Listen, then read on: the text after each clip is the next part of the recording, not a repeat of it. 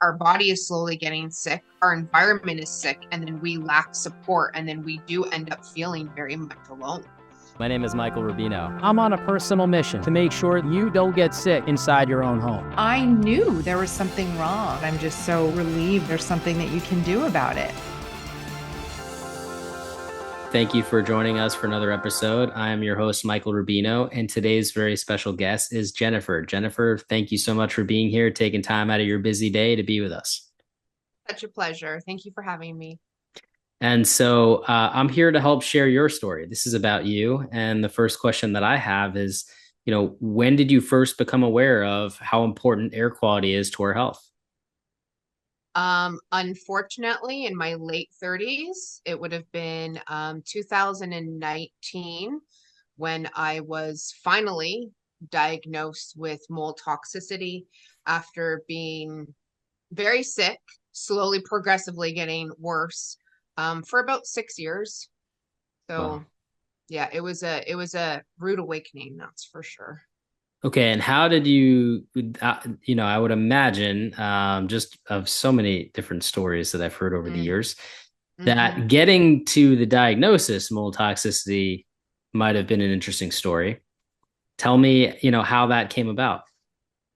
Yeah, I think, in my case, I've had a life that, has been full of many blessings, but also full of quite a few traumas, to be honest. And I had started a new full-time job and I was loving the job. The workplace, it was quite toxic, not in the air environment, but more of the emotional aspect of things. But my husband and I had just had a lot happen in a short period of time. So I kept hanging on, but I was slowly getting more and more sick. And at the time, I think, they're just little tiny pieces of the puzzle happening. You're not really thinking about it being something that, could be so huge. And I think in our society, we're also very much trained to have things that happen that are common be normal when they're not normal. So, fatigue setting in. I've been a personal trainer since 2002, and I was slowly putting on weight, and we were having infertility issues, and my mental health was plummeting. And that's kind of where it started. And then it grew into neuropathy issues, almost like early onset dementia issues. Honestly, the list was so long. By the time I was done and I looked back and I compiled that list, because again, I was going to specialists, I was, going to my doctor, I was going to psychologists. All my blood work was coming back fabulous. 4 years of blood work and my inflammation markers, my blood sugars, my hormones, everything was bang on except for my vitamin D1 season. And it didn't make sense. So for me, I think knowing that my body was quite frankly screaming at me, when I started working at that job in that building, when I had moved offices, it didn't smell right. But I didn't know. Like I didn't know that mold and mildew were a thing. And that's when it really started impacting my life. But I also had, to get really personal, I had a fibroid, which is a tumor on my uterus that was very small, but being monitored. And when I started working in mold, which I now know, when I started working in mold, estrogen dominance is very much a thing from mold toxicity. And this thing just started growing rapidly, to the point that it was the size of a baby watermelon. And work had denied me a leave for surgery. So this thing kept growing. I looked like I was 7 months pregnant, which, as you can imagine, was devastating for me because we were going through, infertility treatments and my body wasn't able to handle, IVF. So I had all these things happening. And finally, after a really bad miscarriage, they were like, all right, let's take this out. And at that point, I had gone on a medical leave because I wasn't getting any answers. So I thought the surgery was going to be the answer.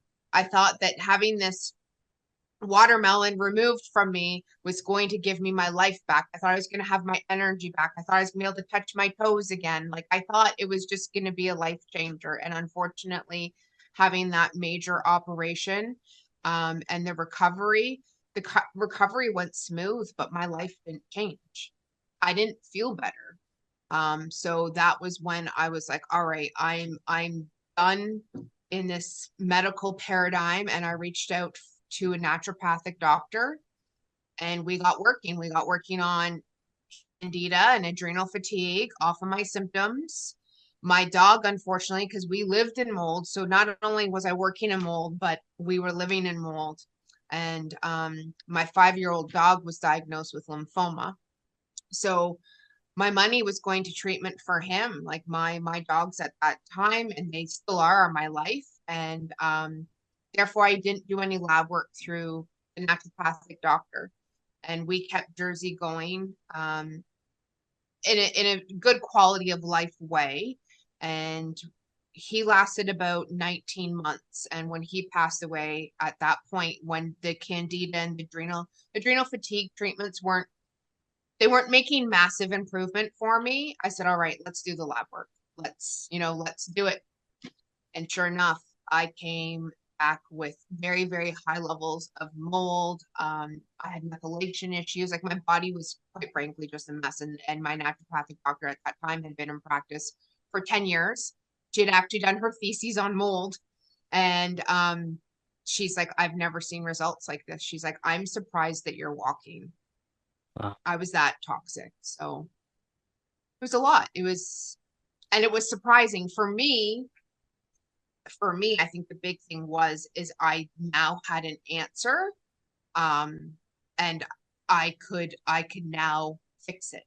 And I think that was the other thing, is when you're lost in a system and you're really being told that it's your mental health. And I will say 1000% my mental health was affected. I did not want to be here. Like I was suicidal at that point. I was done. Even the operation, going in for the operation, as much as I thought it was going to, be the game changer to my health, I was so scared because I had visions of my body being sick inside. No answers at that point. But I truly thought that they were going to open me up and I was going to be full of cancer. And I said that to my husband. My husband's like, don't be silly. That's not going to happen. And I'm like, no, like there's something very off. And here it was, mycotoxins. First off, I'm so glad that you're here and that you did not, go through with some of those thoughts that you had. And you're not alone. You're not the only one. And this trauma that you've experienced, no one should have to go through. It just there's no better way to say that. And because you're here, you are going to be helping many, many people by just sharing the story alone. And that's what we're here to do. And, when I think about everything you've been through, and I know it's got to be tough to relive and rethink about. And so thank you for, having the courage to come on here and do this. But this is why we're here. This is so important, and I'm sure, being probably in the community now and talking to other folks, there's so many people are going through this and they have no idea. And speaking of no idea, you've said a lot, and there's time that passes in between all those things. And it sounds like you saw a whole host of doctors before you finally found someone that really pointed you in the right direction. How many doctors did you see? For me, it was probably about 12. So I know it's not as high as what some people see, but I think actually, it might have been a little bit more because of the fertility too. So, the thing that every doctor kept referring back to was my mental health though, because there was nothing showing up on blood work.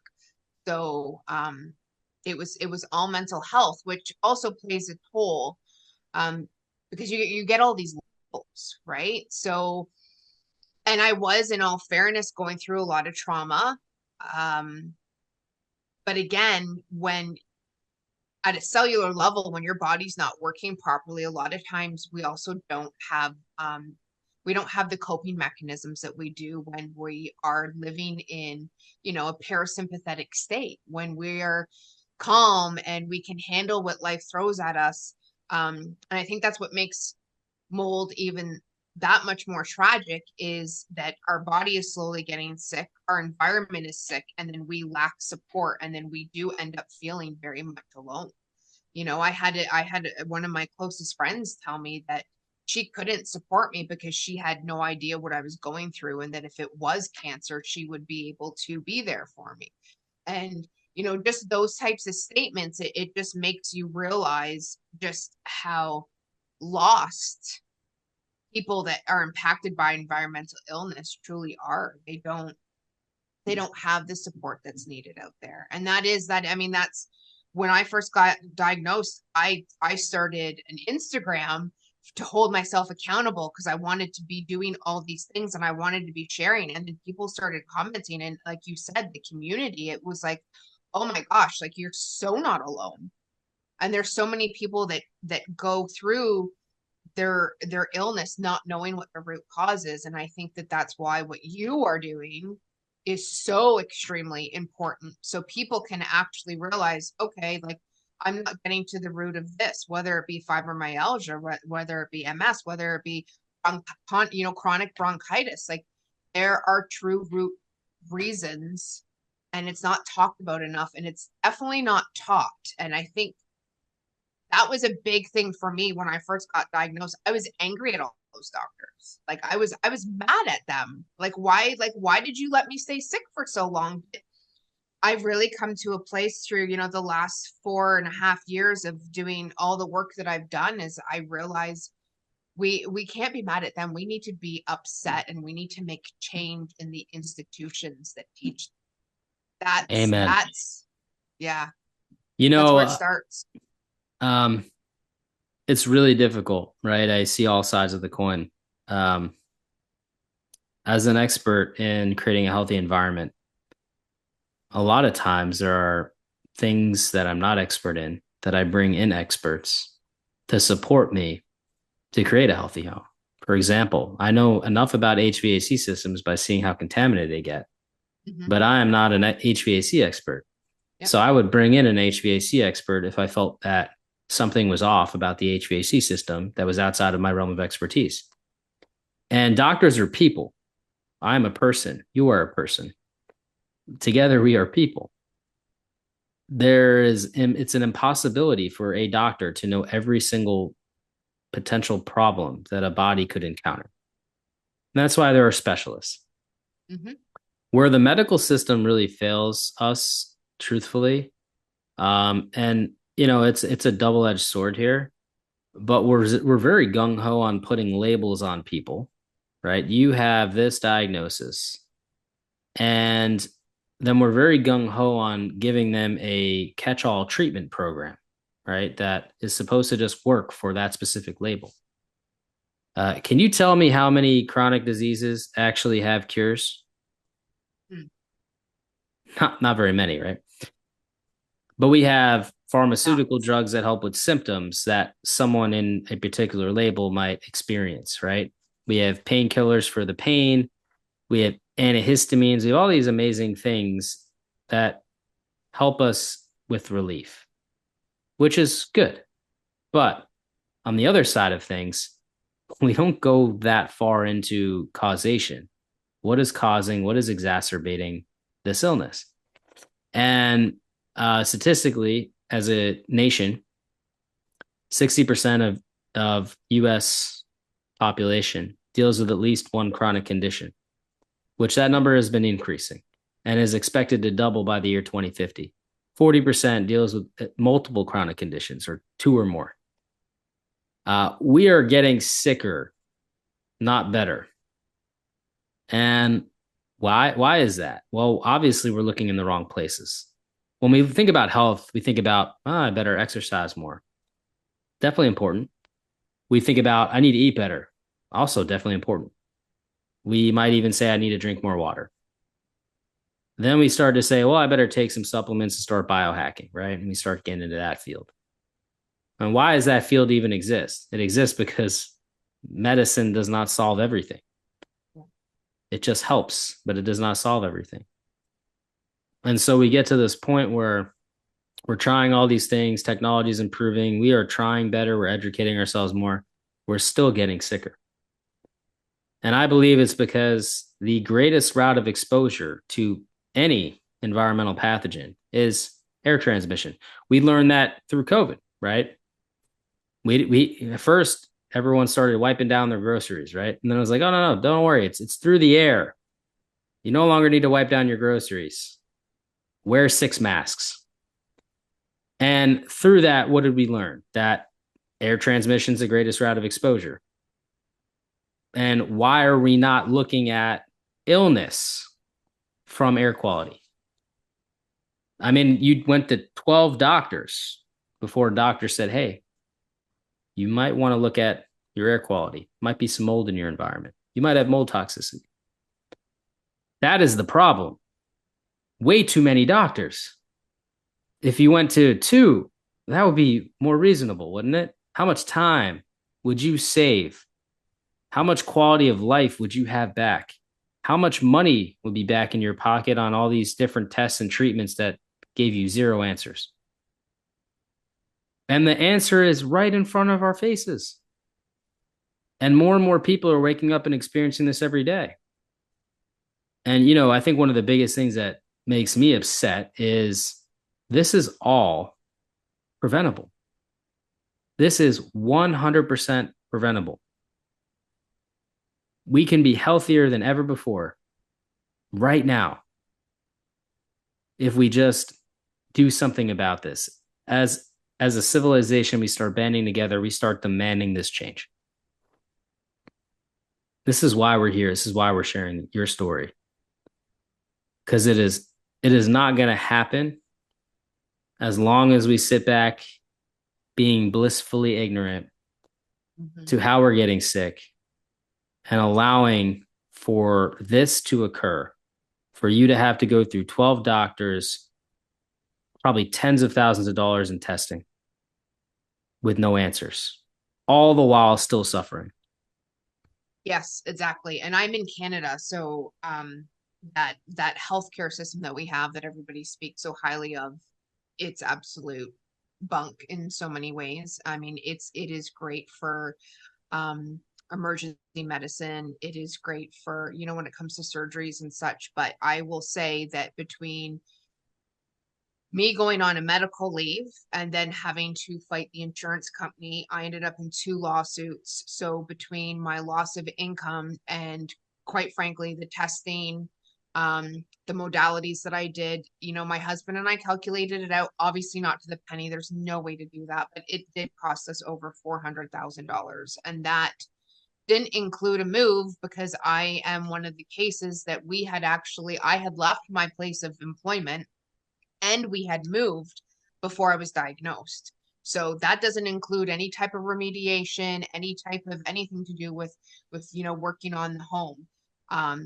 Now, we were fortunate that we did move into a new build, but like you said, and I think that this is the big thing, like that is your area of expertise, is, the building biology and how the airflow works. And it's just, we need to continue doing this, but there's going to be a lot of pushback from a lot of industries. It's not just the medical paradigm that is pushing back, right? Because the way I look at it is there's this trickle effect, because construction companies would have to work with different materials. Insurance companies would have to actually acknowledge that, mold is a thing. Like most insurance policies, you read the fine print, like water damage, it barely costs it covers barely anything when it comes to water damage. And speaking about how buildings are built, or even the maintenance, like people don't understand how important it is to check on certain things. Like you said, your HVAC system. I've actually heard stories that HVAC units get installed with mold in them because they can come moldy from the factory. People aren't thinking about this. They think new build, or they think the home looks clean, that they're going to have no problems with it. And it's simply not true. Yeah, you said that the paradigm shift is needed in multiple industries, and you're exactly right. pushing back. People can push back. I Oh, expect there to be pushback. But chronic illness accounts for 85% of our healthcare costs. 85%. Who's paying the bill? Somebody's paying the bill. Not the right people are paying the bill because they have no idea how this is happening. They have no idea that we are experiencing and have been experiencing this epidemic. They know it's getting worse. They know the number is going to double by 2050. The research is out there and they have no answer. The answer is right here. Now, people can push back, but the amount of money you will save by putting things in place to fix this, to turn this around, will more than make up for the pennies people will lose on pushing back. And I say that wholeheartedly because pharmaceutical companies, if they actually started creating medications that can help people get relief when they're experiencing environmental illness, that's a win. Right? They can benefit. Doctors can benefit by educating themselves on how to treat for this, how to encourage people to test their homes. Yep. There's revenue streams there. Builders, they definitely can make money off of this. Why is that? Because obviously, if we change building practices, if we have to change materials, sure, there's a learning curve, but there'll be benefit to that. They can definitely create different packages for healthier environments. Some people might want to be totally green and sustainable. Some people might just care about specifically air quality, might not want as high an end of finishes. There is a way to balance this out. Yep. Insurance companies for home insurance. I mean, really, if you look at it from the US standpoint, what did they do when they started losing millions of dollars from mold? They just limited mold exposure. So when you have a problem, you have very limited coverage on mold. Okay, but they don't tell people that, right? So where's the opportunity for them to have a paradigm shift? Well, they create a separate mold coverage policy that people decide, and they educate the public on it and say, listen, if you have a mold issue, you will not be covered unless you specifically get this policy. And then people have a choice to make. Right now, most people, when they buy insurance coverage, they just go for whatever is the cheapest. Absolutely. And not because they can't afford an extra $10 a month. It's because they don't understand that extra $10 a month will protect them for different things that could and might happen. Right? Human beings, we are innate deal getters. We want to get the best deal always and forever. I am the same way. If I see two pieces of toilet paper standing next to me and one's $8.99 and one's $7.99 and I think they're the same thing, I'm going to buy the $7.99. Of course. And if I know that the one might be just a touch softer, then I will honestly have to think about it. Well, there's a difference here, right? It's softer. Do I want softer? The point being is that as human beings, we make rational decisions and we have options. A lot of which, when it comes to this stuff, we have very little options. And, when it comes to the home, right, it's almost a mess because, I mean, you're in Canada and I'll tell you in the US, very few people actually understand both construction and microbiology in the same setting enough to really be able to create healthy environments for people. And I get calls from Canada quite frequently. Yep. I know that there is a lack of professionals in Canada that truly understand how those two intersect as well. And then we start talking about the rest of the world. Very similar. So this is a global problem, right? And when you start dealing with professionals in the home, a lot of people like to come and take an air sample in the center of the house and tell you everything's fine. Mm-hmm. But you're missing stuff that way, right? It's not good. Yes. So, yeah, we have many different industries that need to change. But this is so important because this is our future. And if you're a doctor, you have kids, you have grandkids, you'll have great grandkids, you will have a whole family lineage. It's time that we leave this planet in a better place than we found it. And quite frankly, we haven't been doing that because we're getting sicker and it's getting worse. And you know what? Maybe the medical industry can make money off sick people. Heck, that's the revenue stream. Sure, I get it. But if we start living shorter lives and we start becoming more and more disabled and we start becoming more and more sick and sick, what's going to happen? The economy will collapse because none of us will be working because we'll be too sick.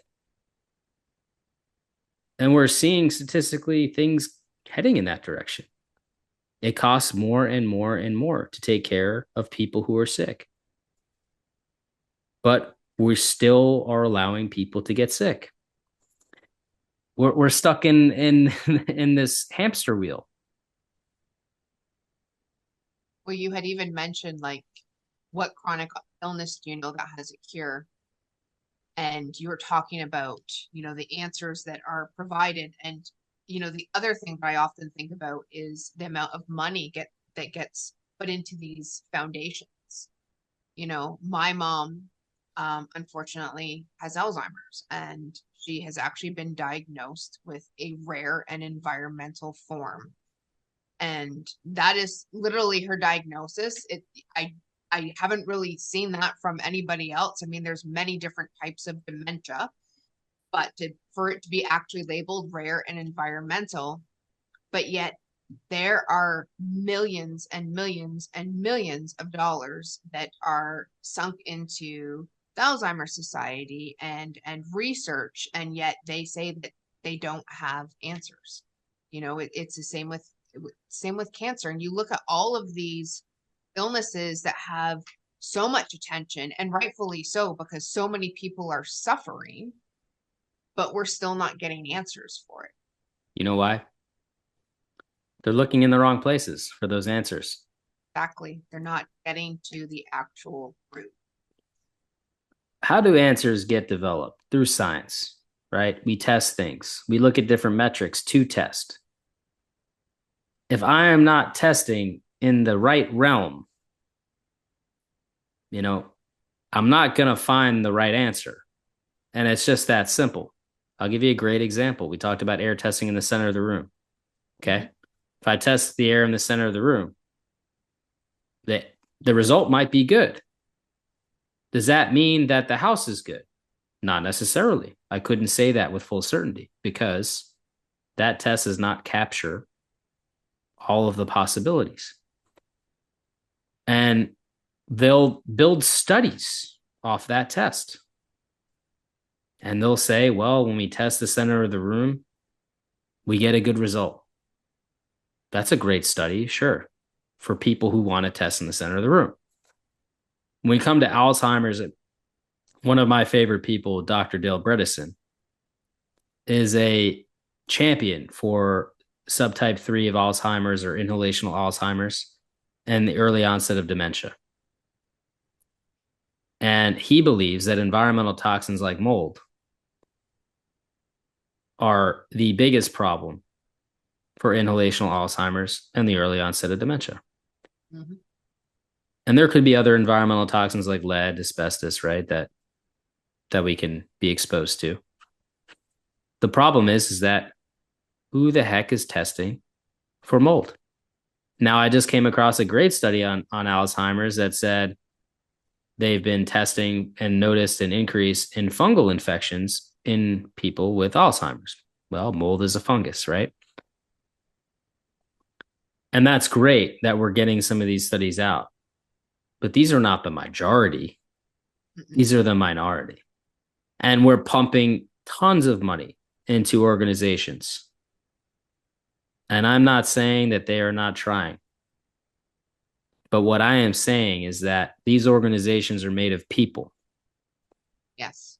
And there are too little people that know how important the air we breathe actually is, how it is the greatest route of exposure for all of these environmental toxins that are showing up in all these studies, like mycotoxicosis, like mucormycosis, like aspergillosis, Yes. like subtype 3 of Alzheimer's. And so until people that make up the organizations and until people that donate to the organizations understand how important this is, we are going to continue to look in the wrong places.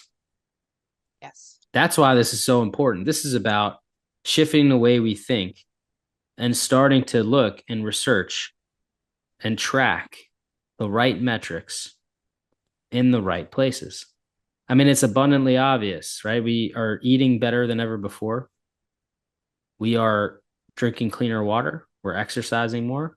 We're trying. We're biohacking. We're doing all kinds of things. UV therapy, red light therapy. We're going in the sauna. I mean, we are Plunging, desperately cold plunging. We coffee are enemas. We just keep going. coffee. We are desperately trying. And I'm not saying we're not getting some benefit of these things, but statistically speaking, it is not enough. So, I think that hopefully people listening and are can really wrap their minds around how nothing changes unless we do something and we stand together and we share and we tell everyone and we tell our doctors. I hope one day you'll consider calling every single one of those 12 doctors and saying, here's what it was, by the way. I think it's also being open to unlearning what we have been taught. And I think for me, and I'm very candid. I say it as it is. I went to one of the top infectious disease specialists in Canada. My doctor referred me there. Um, Long story short, it was, through COVID, my doctor did not see me. I was being treated by my naturopathic doctor.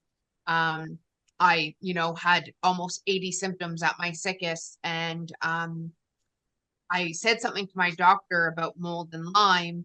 And he was like, what are you talking about? And here I'm rolling my eyes. Obviously, you don't look up my records, my file. Like, okay, that's fine. You have a computer in front of you. And he started asking me these questions, and he was obviously looking at like a Lyme checklist.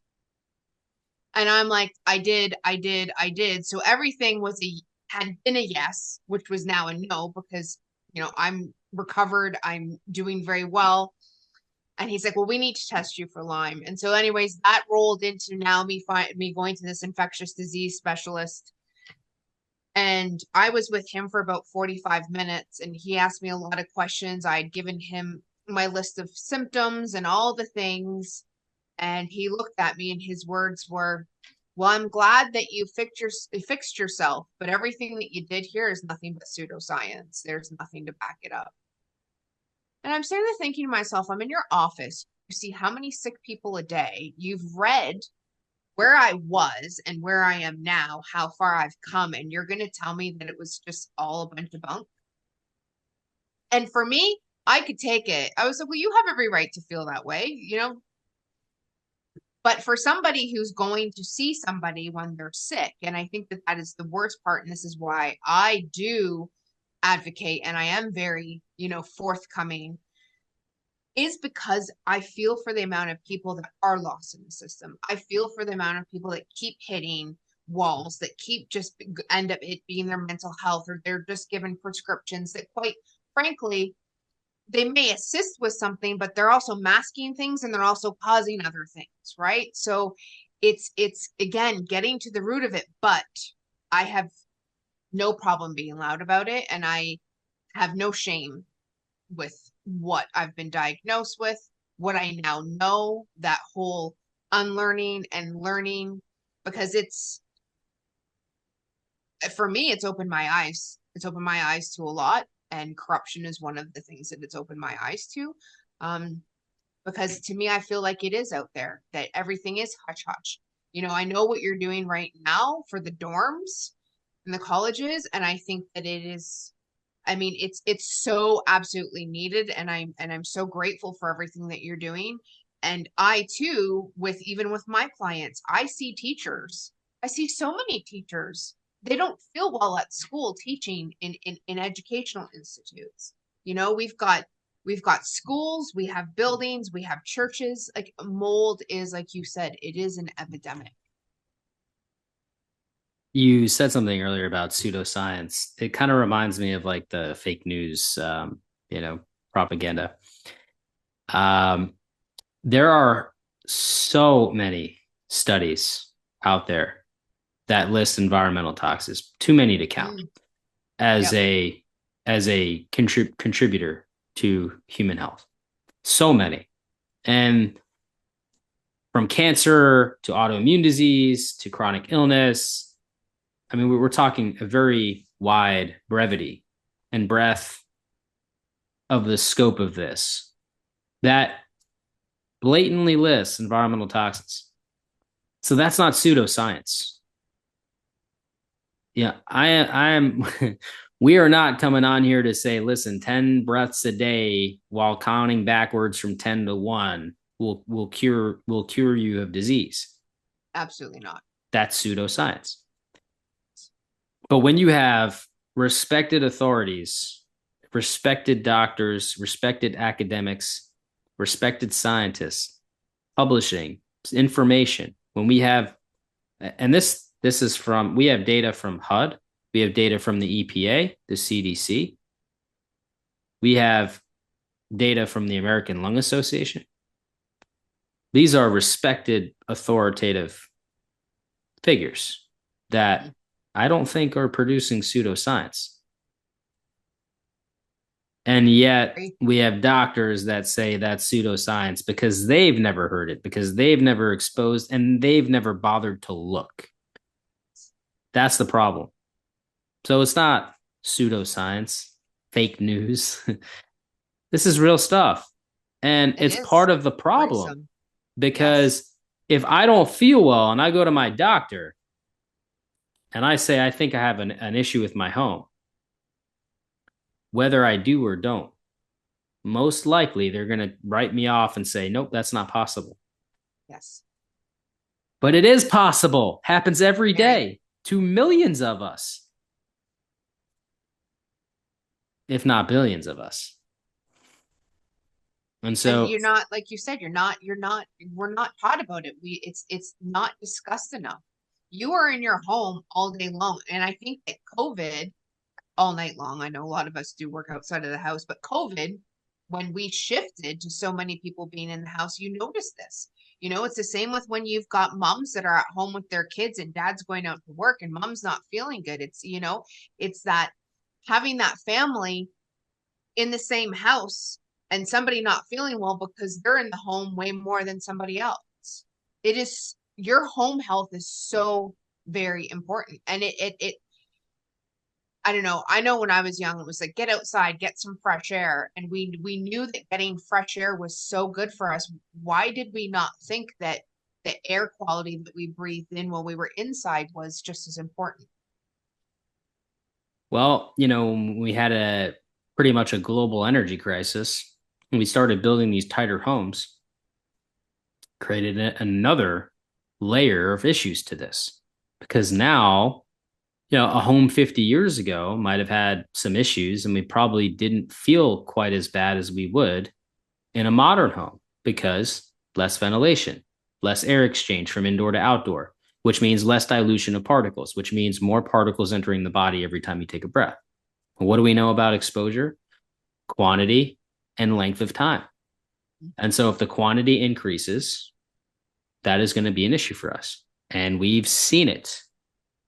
Look at the statistics of how many people were sick when they spent more time at home than ever before.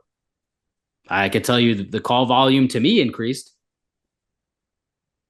Statistically speaking, we see the statistics. And the problem is that no one has cognited the fact that this is strange. This could be air quality. No, they're saying, oh, it was probably some form of COVID, you know, even though they didn't test positive. And so again, we are just looking in the wrong places. And I'm not much of a conspiracy theorist. There's probably some truth to some conspiracies for sure.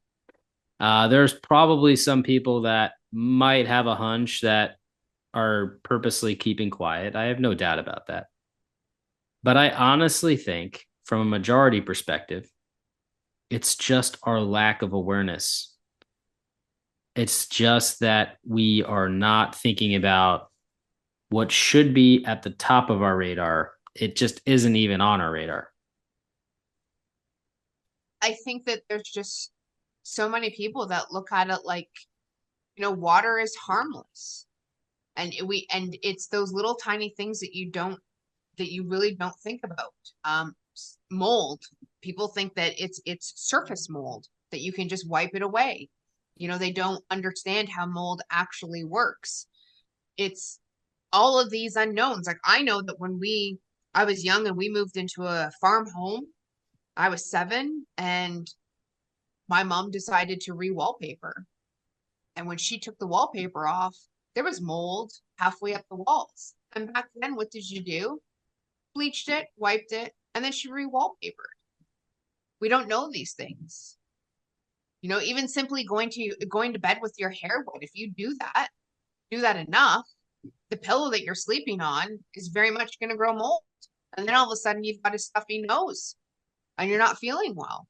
It's the smallest of things that you just don't think about because we've just never heard of it. I remember a news story that popped up on my feed. I don't know, probably was a couple months ago at this point, but where someone died from drinking water that they left out for 7 days or some sort of time period. Maybe it was a few weeks. He left it out on his counter, and was thirsty one day, probably didn't feel like going and getting the fresh water, drank the water because it was just water, because water's harmless, right? He died. Why? Because water breathes life. It is Earth's life source. Heck, we are made up of a lot of water, right? Majority of our body composition is water. Bacteria, viruses, mold, pretty much anything in our ecosystem, animals, birds, everything, they need water to survive. We need water to survive. But things exist in our water, especially when they are in our home, unbeknownst to us. Water damage in a home, 24 hours, 48 hours, probably no problem. But we go 7 days, it's 2 weeks, we go months, years. We have an entire microbiological factory growing in our home at that point. And what is it doing? Constantly creating particles, creating toxins. There's other off-gassing that occurs. It contributes to the amount of particles that are entering our body. And because it's smaller than 10 microns, it bypasses our self-defense mechanisms, like our lung self-defense mechanisms, like our mucous membranes. And what does it do? It enters our body, enters our bloodstream. And fat soluble. Fat soluble. Now they're stored in our fat cells. And it is causing a constant immune response. The data is there. Everything I just shared and said is in independent studies. Google it, you will find them. Better yet, go check out, I have a presentation at Change the Air Foundation Summit, and it's called Never Been Sicker, and I outline all these things. And at the very last slide, you'll see all the citations where you can check out all the studies. It is freaking alarming. It is. It's scary. Can I ask you a question? Yeah. How do you feel now? I feel the best that I've ever felt, ever. And I am grateful that I went through the journey that I went through. And it's not to say that I never want to go through it again. But it has it's shed a lot of light on just the reality of health, how important every aspect of our health is, emotional, spiritual, physical, how every system in the body works together. How we are actually supposed to feel.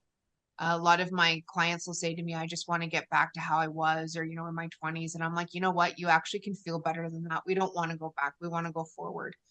I think that it's imperative that people know that they can heal from this. I mean, it definitely takes work, and every case is completely different because of their type of exposure, their length of exposure. There's so many elements that come into it. But yeah, I feel amazing. I think the one area that I struggle with has absolutely nothing to do with environmental illness, and that's grief. And that is, I think, the hardest thing for me to overcome from all of this, between, slowly losing my mom to an environmental illness, knowing that I lost my dog to an environmental illness, knowing that my fertility issues are rooted in environmental illness. I think that the grief portion has probably been the biggest struggle. Doing the things, eating well and taking the supplements and doing the modalities, for me were, I mean, not, they were healing physically, but they were also very healing emotionally, because they let me believe in my body again. And I think when we're that sick, we lose trust in ourselves. So it has been a journey of a lifetime. I went back to school, so I still work with, movement and personal training, but I went back to school so I can help people navigate through this. It's brought a lot more purpose, the cliche statement about, like putting your passion into purpose. And that's kind of where I'm at now. I'm grateful. It's opened my eyes, and it's made me realize, frankly, just how sick our world is. Yeah, I'm so glad to hear how well you're doing now. How long have you been out of the mold? So I took a medical leave from the moldy office in January of 2018, and then we moved in May of 2019. So I have been out of mold. And, I think there's so many elements to it. Like, at first, like I said, I was angry at doctors. I was mad at mold. I was really, really, I was extremely hypersensitive. And I think that I think that that's a big thing too, that people need to realize, like, you can be very sick and recover from this. Your sensitivities definitely come down. Like, I know, like, I can feel when I'm in a building that is not healthy, but I also know that I'm safe. Like, I know that I'm in and out. Like, I know that my body can now protect me from that exposure. And I think that ideally is another thing, is that when our body does work properly, you can have these brief exposures and it not impact you to the degree that it once did, but understanding that the reason why you were feeling the way that you were feeling was because of the exposure. So I'm not telling people to, it's okay if you've got mold in your house. What I'm saying is that there is life after mold exposure. There is life after being mold sick. You don't have to live in fear, but you definitely have to understand how a healthy home works. And you have to work on that. You have to maintain that. And I think that that's, a big part of all of this, making sure that humidity is right, making sure that, keeping things clear underneath all your sinks. It becomes a lifestyle. And I think that it's very overwhelming at first, but then it does kind of just fall into this flow, and you become grateful for the knowledge that you learn. That's so amazing and so inspiring. Thank you for sharing that. One thing I wanted to add to that is, you said we don't want to live in fear, right? And sensitivity is kind of a gift and a curse in the beginning, because it's a gift because now you know what places are unsafe, and you can make sure you're avoiding those places. It's a curse because you want to be able to live a normal life and go to the grocery store that might have a little bit of mold and not start to have a panic attack, right? The thing about that hopefully can help with is exposure equates to quantity. So how much mold are you actually breathing in? And time. How long are you breathing it in? And so we don't want to live in fear that if we go to a moldy place for an hour, that I've just reversed everything that we've worked for, right? It's quantity and it's time. And where do we spend the most time? Typically in our homes. Yep. And we can control that. Let's control the controllables and let's not worry about the things that we don't have control of. And you go in a hotel, the room's not safe, and you know you're going to be there for a week, ask to switch rooms. Advocate for yourself. Absolutely. They don't have any non-moldy rooms, switch hotels. But grocery stores and this and that, if you are shopping in a extremely moldy grocery store, okay, maybe find a new one. Yep.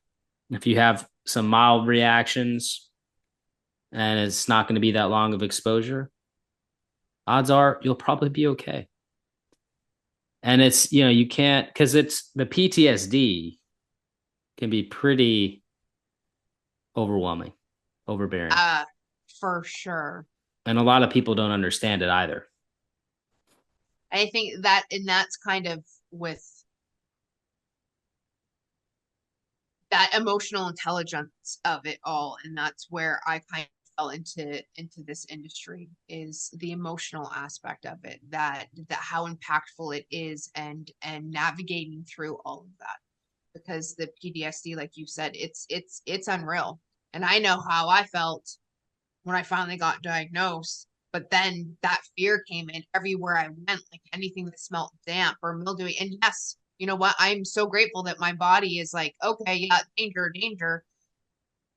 But you're living in fight or flight, and therefore your healing is actually going to take longer. And like, those are all the aspects that when we're navigating through environmental illness is understanding how the body works on a whole, and what to, be appreciative of, but understanding that you can absolutely work through it. Absolutely. So before we end this episode today, probably have two good questions for you. And the first one is, if you could go back knowing everything you know now to talk to your younger self, just about 5 or 6 years ago now, right before this all started to happen, what would that advice that you would be? I would have to say, trust yourself and get quiet with yourself. I was always hustling, moving, keeping busy. And I think that that's partially why mold impacted me so much. Obviously, my exposure was for a great length of time and it was extreme. But I think I think kind of the state that I was living in was very much, keeping up with the machine and making everybody happy around me. And I think that I would go back and I would say, make you number one and trust yourself. That's great advice. And last but not least, what if you could only offer one piece of advice to someone else who may be experiencing similar challenges to what you went through? What would that piece of advice be? Keep advocating. Like, there is a root cause to everything. And if you're not getting answers, keep advocating for yourself. Thank you so much, Jenipher. This was such an amazing episode. It was just so amazing to have you here sharing your story and having this very honest and organic conversation of everything that we talked through. I just wanted to thank you again for, having the courage to come on here and share your story. I know it can be unpopular, And it definitely takes a lot of guts to put yourself out there. So thank you. But you're helping to make the world a better place, because more people need to know about this. We do. Absolutely. Thank you everyone for tuning in, and I'll see you next time.